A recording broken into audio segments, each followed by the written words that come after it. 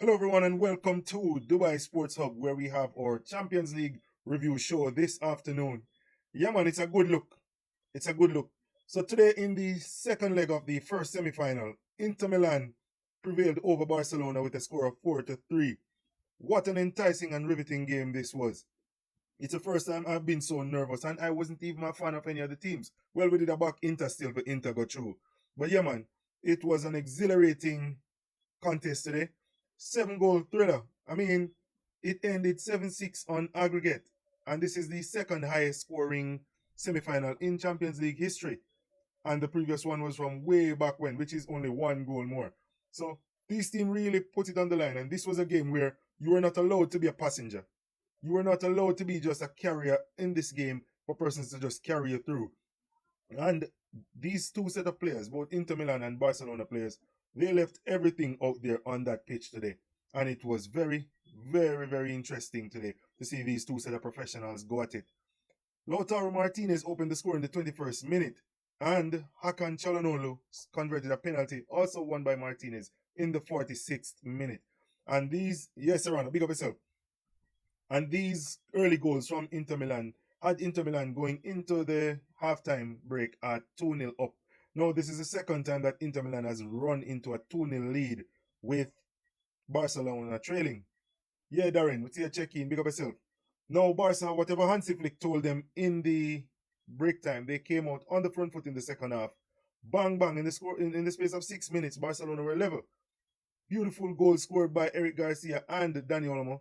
Crosses were the name of the game for Barcelona. And this is a tiki-taka team. But their winger also know that they should cross the ball to create chances for those who are running into the box. These would be their midfielders who are running in. These would also be their players who are running in as well. And these guys had everything down to a T today. Barcelona came back, leveled the tie at 4-all on aggregate, or 5-all on aggregate, 2-2 on the night. Then in the 87th minute, Rafinha popped up with a customary goal again, scoring in the 87th minute. I mean, 87 minutes, 3 minutes to go, plus added on time, which is about 2 or 3 minutes. And everybody was thinking, all right, Barca into another Champions League final. However, Acerbi had different ideas. Acerbi, who has not scored a goal since season, popped up in the 93rd minute to score a beautiful finish. I mean, any forward would be proud. Gunners, Monsieur check-in, big up yourself. Any forward would be proud of Acerbi's finish. And that was what had sent the San Siro into raptures. Speaking of the San Siro, we're tuning in from the San Siro in Italy this evening. The beautiful Giuseppe Meazza Stadium in the background there. Yeah, man. Yeah, man. I also thought that Inter would have sold it Clarky. However, they had other ideas. And with the foolishness that has been taking place at Inter since season, where Torino recently gave them a 1-0 beating, and they also dropped several points, and Napoli running away with the league, AC Milan knocking them out at the semi-final stage of the Coppa Italia. Their season rests on winning the Champions League, and they did that very well because in the 99th minute, Fratesi popped up with a beautiful finish to send the San Siro into raptures, send that stadium into total raptures, and there was a lot of celebration that took off at that time. I mean, the players, oh my goodness, they've left everything out there on that pitch. Speaking of players who needed honorable mention, Denzel Dumfries. Denzel Dumfries right here. Yeah, man, ran himself into the ground. Marcus Thuram, under the watchful eyes of his father in the San Siro, he played a beautiful game. He was on his last legs, out on his feet, but he fought through, maintained his standard after seeing that they were taking off Lautaro Martinez, and they went through and did their thing to make sure that they're into the finals. Congrats to Inter. So a quick look at the stats for today's match. As usual, Barca hugged the possession. Elijah, big up yourself, Mr. Check-in. As usual, Barca hugged the possession. 71% possession from Barcelona today. I mean, they were all over Inter. They were all over Inter at that time. Inter with 29% possession. However, that shows you being a ball shark will only get you that far because Inter popped up with some big chances. They created 4 big chances. They took 3 of them. So this was very, very good finishing from Inter. 7 shots on target and Barca's 10 shots out of 22 that are on target. Now, a lot of credit must go out to another Inter Milan player who is there for honorable mention. Jan Sommer. What a goalkeeper. This is what a goalkeeper should be. No fancy foolishness, kicking the ball here. Hey, look at me, I'm Edison. I'm like Ronald Koeman. I can pass the ball 50 yards. Get rid of that ball when you need to get rid of it. Your primary task is to keep that ball out of the goal. And Jan Sommer did that beautiful. I mean, I was sipping on Lamine Yamal's tears. And he's only 17. He will get better, but we will enjoy the first set of tears. Yeah, man, and we can say we were here for it. 13 shots for Inter compared to Barca's 22. Yeah, man, Fratesi almost left him life out there for real. He played very, very well, I must say that. 7 shots on target to Barca's 10. 4 big chances for Inter compared to Barca's 6.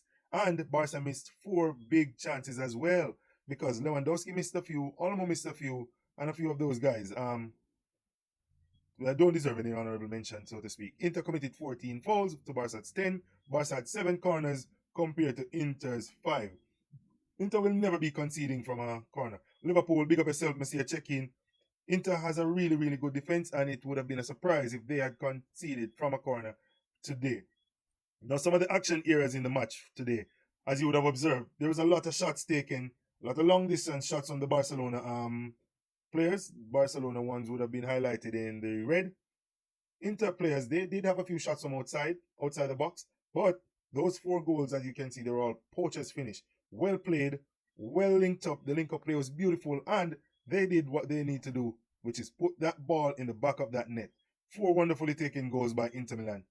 Player ratings as far as the players were concerned. Looking at the Barcelona side, Szczesny got a 6.5, Kubasi 6.7, 6.6 for Inigo Martinez, Gerardo Martin 8.3. He did very well. He did play very well, and this is a very attacking player. I did not take much attention of this guy, but him and Garcia, these are 2 very, very good players who are developing. So yeah, man, keep an eye on these players for Barca, and if you're in the market for young players and you're willing to pry them out of Spain for whatever reason, yeah, man, you could look at those 2 players from Barca and Kubasi. Good. Pedri was like the Pedri of old today. I mean, this guy is a baller. He reminds me a lot of Iniesta. Not of Iniesta's level as yet, but he's on his way there. Frankie de Jong, the captain on the day, he was a 6.7. Dani Olmo played very well. Got his goal, was very influential in the build-up and in the attacking play. Rafinha got his customary goal as well. He had a beautiful game, I must say that. Ferran Torres is not a striker. He was never a striker, he'll never be a striker. He was being a good backup to Lamine Yamal. However, today, Inter Milan showed him what it's like in a big man game. Big man defenders, Acerbi, Fratesi, and Radoni showed him big man ball game. And we come down to the jewel in Barcelona's crown. Lamine Yamal. Baller. Big, big, big, big baller. Baller. He was all over the place. This was like watching a young Messi. Yeah, man, dribbling down the place. And he's not like Messi because he's taller. This guy more reminds me of a Neymar. Skills galore. Shift you out of your clothes, and he had the speed to back it up. Can you believe that this guy is 17-year-old? No, I'm not a Barca fan, and I would not like to see Lamine Yamal succeed in anything as far as as long as he's in a Barca shirt. However, from a humanity standpoint, Barca has to be careful what they're doing with this kid. This kid at 16 and 17 and 15 years old should not be playing 90 minutes for 60 to 70 games per season. Clarky Dan said Yamal was crazy with the ball. Yeah, man. I'm have to buy him for my FIFA career mode too. We need to show Barca to manage him. But I'm saying all of this. They need to manage this guy's minutes. Yes, he has all the energy in the world. Now he's young and developed, but do not burn him out. Otherwise, this kid could be done at 27. Absolutely done at 27 because of burnout. That will be a 10-year career so far as a forward where he's getting kicked left, right, and center. And speaking about kicking, didn't DeMarco handle him well today? Boot to him body, man. As in blink, DeMarco kicked him. Which was something to say, hey, you're in the Inter Milan stadium, calm down, no excessive shifting, do not embarrass us, otherwise this will happen. But credit to Lamine Yamal, he was a bright spark today, and the best player on the pitch, without a doubt, was Denzel Dumfries, which leads me to the man of the match. While Yamal played well, Dumfries played exceptionally well today, and he created 2 goals. Yeah, man, he'll be the next Rashford if they're not careful, Clarky, without a doubt. Denzel Dumfries was up and down that back line and that wing. He created 2 beautiful goals, supported Martinez for the first goal, and he assisted for the 3rd goal, which was very, very well. He came off in the second half really tired. He's just coming back from injury, and I guess the coach was managing him. The coach was managing his minutes. Thuram, what a player. What a player. How Manchester United didn't sign this guy, I don't know. But he is the one who's stood up today. He's more physical. And when they took off Martinez and brought on Taremi, he stood up and he got counted. Hakan Çalhanoğlu made a tough tackle in the first half, got a yellow card, but he put that behind him to convert the penalty, which was won by Martinez in the 41st minute. Nico Barella, big time midfielder, him and Henrik Mkhitaryan were chasing Pedro all over the field. Couldn't catch Pedro though. Chased and chased and chased, but they just couldn't catch him for whatever reason. DiMarco played very well to try and lock up Lamine Yamal. But when he came off in the second half, all hell broke loose from Yamal. He was all over Inter. Radoni played very good. And yeah, he did pick up a yellow card as well as Mkhitaryan, who almost gave away a penalty on Lamal. And Jan Sommer in the goal. What a goalkeeper this guy is. And this guy really stood up and counted himself among some crucial players for Inter Milan today. And when it went into the extra time, everybody thought that Inter didn't have the legs. Barca would have overpowered them. But I guess that was not a part of Inter Milan's plan for today, because they held on for 120 minutes, and that sent the San Siro into some wild celebrations. Players ran onto the pitch. The coaching staff ran onto the pitch. A few persons had the courtesy to go and console a few ball played from Barcelona, who was crying down the whole stadium. It was already raining, and the tears came. Down came the tears, and boy, did we enjoy those Barcelona tears.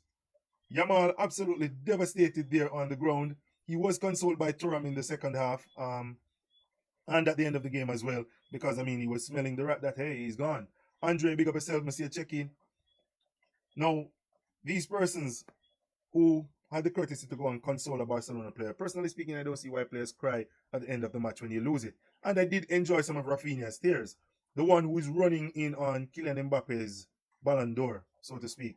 Yeah, man, he was in tears at the end of the match. But credit to Inter Milan, they did their thing and they are deserving to be in the finals, which leads us to the next semi-final, which is coming up tomorrow between the biggest bottle jobs in England and Farmers League dons over there, PSG. Now, if there's ever a thing that PSG means any good to football, they need to finish off Arsenal.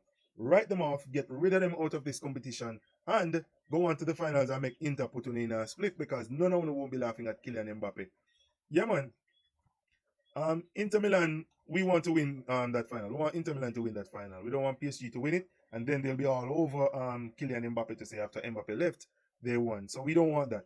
However, they must respect Arsenal in a way that they will put them to the sword. So don't sit back and allow Arsenal to come onto them.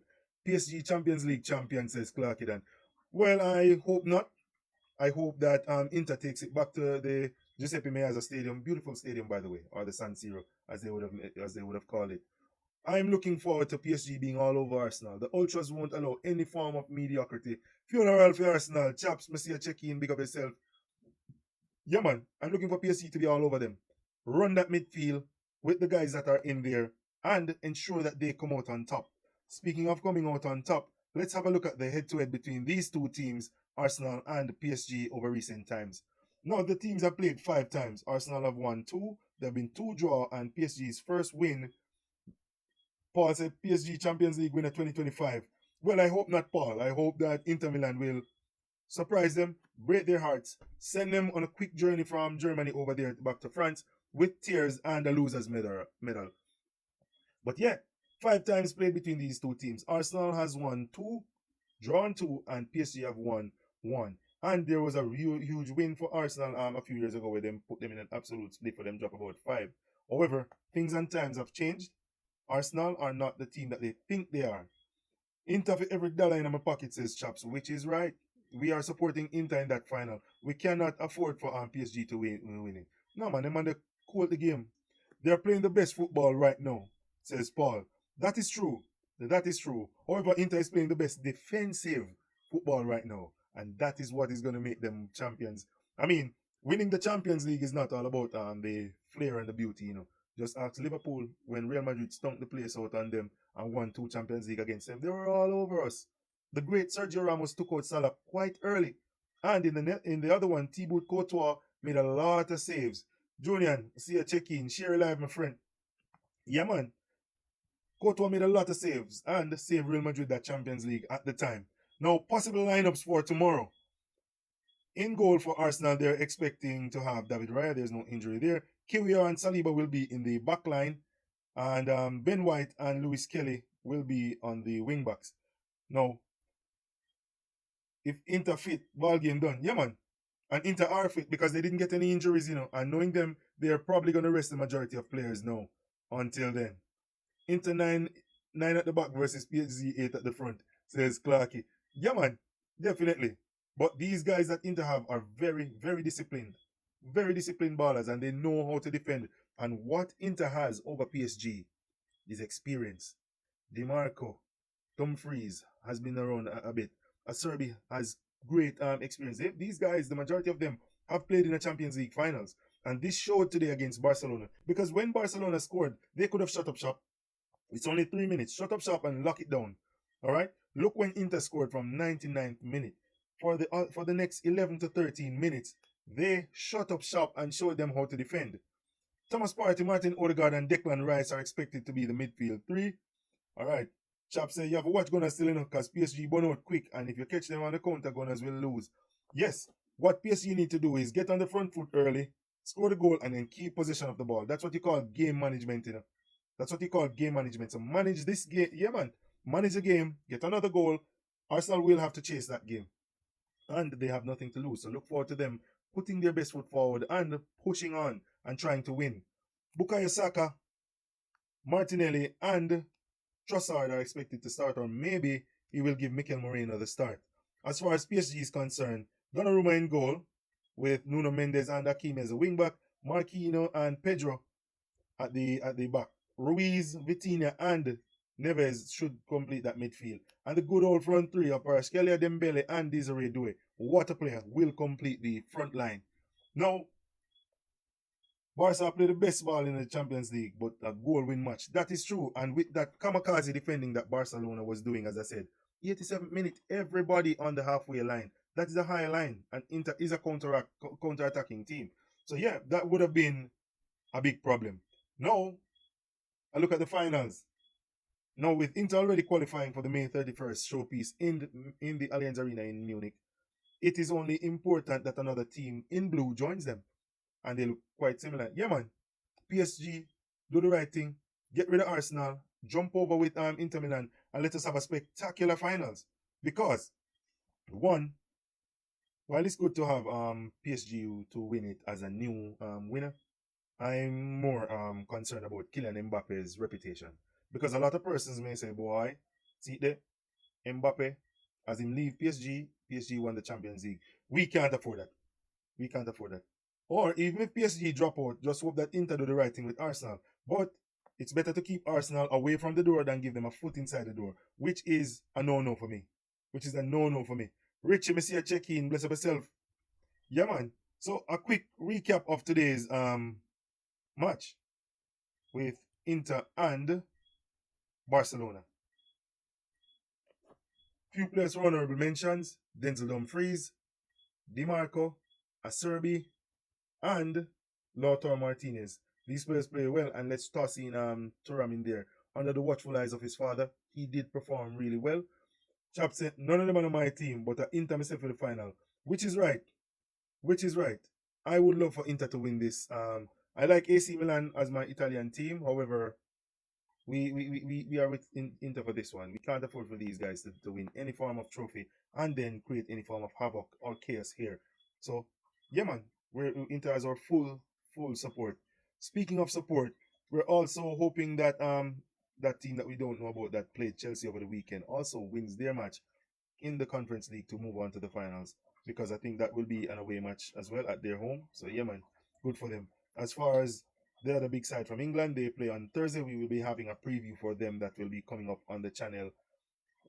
Yes, Mbappe would faint if PSG won, which is right, because you left for Real Madrid to win the same Champions League, and then Warrior Queen, respect for the Rose, you left to join PSG, to join Real Madrid to win the same Champions League, and then you would have lost it to PSG, the team that you left. That would not be a good thing. So let us hope for Mbappe's sake that Inter takes this, and Mbappe can actually don't faint in the place. For real, man. Yeah, man. Totally agree. Totally agree with this.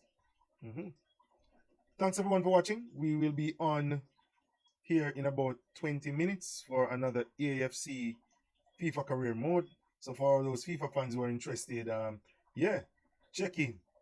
Thanks for watching.